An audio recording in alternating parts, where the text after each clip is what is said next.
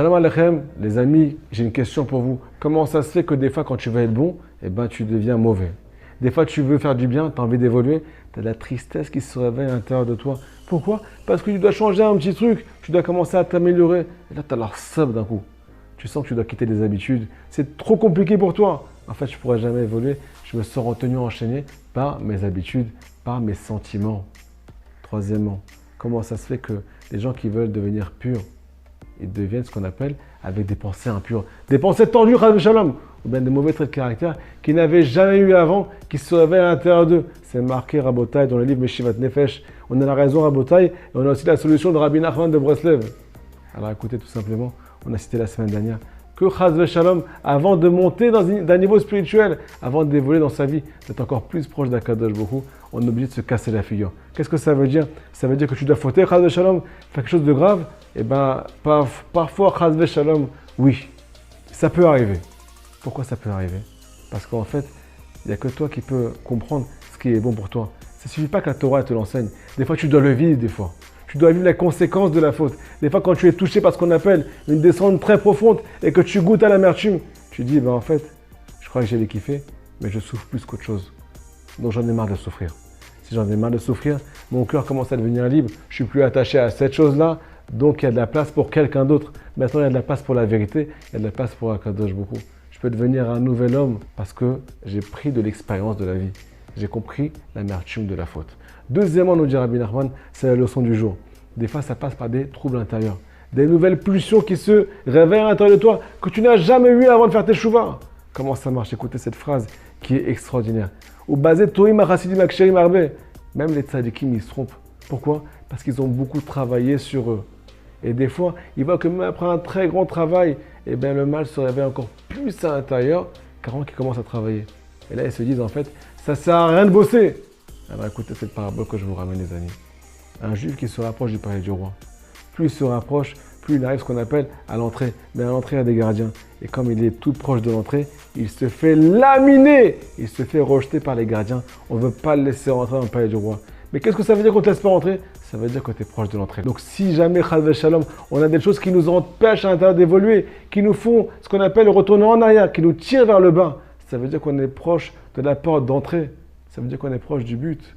Donc il faut se réjouir quand on a ce qu'on appelle des difficultés, des choses qui sont mauvaises à l'intérieur de nous, qui se réveillent. Chaz Shalom, ça veut dire qu'on est tout proche du but. Donc ça, c'est une traduction de la vie de Rabbi Nachman de Breslev. Maintenant, les amis, deux conseils de Rabbi Nachman de Breslev pour contrôler son imagination dans ces moments difficiles et pour arriver à rentrer dans le royaume d'Akadosh Baruch Hu. Premièrement, l'iten tzedaka l'animagunim, donner ce qu'on appelle la charité, la tzedaka, à des vrais pauvres. Pourquoi la tzedaka, les amis? Premièrement, ça répare les fautes, même volontaires. C'est marqué dans l'Ikouté Moran. Donc, tu es tout propre après avoir donné la tzedaka. Deuxièmement, ça trie l'imagination. Troisièmement, il y a marqué là-bas dans l'Ikouté Moran que ça vient ce qu'on appelle dévoiler à ton cœur, à ta personnalité, la grandeur d'Akadosh Baruch Hu. Pourquoi tu es dans la faute? Parce qu'à l'intérieur, tu es vide. Tu ne sens pas la présence de Dieu dans ta vie. Tu ne sens pas sa grandeur. Tu ne sens pas la vérité. Mais la tzedaka, c'est la plus grande ségoula pour ce qu'on appelle réveiller la gloire de Dieu dans ce monde. Et dans toi, qui est un mini-monde selon nos sages. Donc, ça t'aide à être loin des mauvaises pensées qui font référence au mal. Deuxièmement, tout simplement,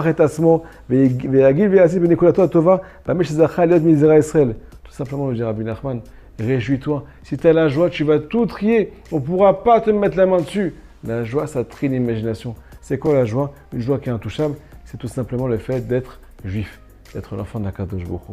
Si tu es juif, tu peux tout réparer. Quoi qu'il arrive, il y a ce qu'on appelle une porte de sortie qui s'appelle Teshuvah. Hachem a tout prévu pour que tu sois tout le temps proche de lui. Il suffit juste de désirer et de demander pardon. Écoutez cette histoire, les amis. Une histoire de folie qui est ramenée dans le 13e conte de Rabbi Nachman. C'est l'histoire d'un roi et son fils. Alors, c'est qui le roi? C'est le roi des rois, c'est Akadosh Baruch Hu. C'est qui le fils? C'est le peuple d'Israël. Un jour, il y a eu un banquet extraordinaire, une simcha immense. Le roi a transmis la royauté à son fils devant tous les sujets. Mais qu'est-ce qu'il lui a dit?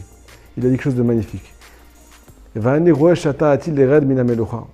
vois dans le ciel que tu vas perdre la royauté. C'est quoi la royauté?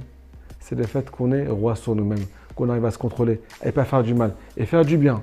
On est roi sur nos pulsions, roi sur nos sentiments. On gère ce qui se passe. Mais nous dit le roi des rois, Akadosh Baruch Hu, j'ai vu dans le ciel que tu vas perdre la royauté. Alors qu'est-ce que je te demande? Je te demande de ne pas être ce qu'on appelle dans la tristesse quand tu vas descendre. Pourquoi? Parce que si tu es dans la tristesse, alors tu n'es pas digne d'être roi. Parce qu'un roi, il est tout le temps joyeux. Qu'il soit en haut, qu'il soit en bas. Le dit Rabbeinu Akadosh, le roi, il a dit à son fils dans cette histoire là-bas. Si tu restes dans la joie, même quand tu descends, alors moi aussi je vais me réjouir avec toi. Rabota, il y a marqué dans les livres que Akadosh Baruch Shalom, il préfère parfois un juif qui est tombé, mais qui reste joyeux, parce que c'est la porte de sortie pour rencontrer le roi de nouveau et faire une teshuva complète. Par contre, si dans la tristesse, tu es sûr que tu vas continuer à fauter. Chazak Baruch, à très bientôt.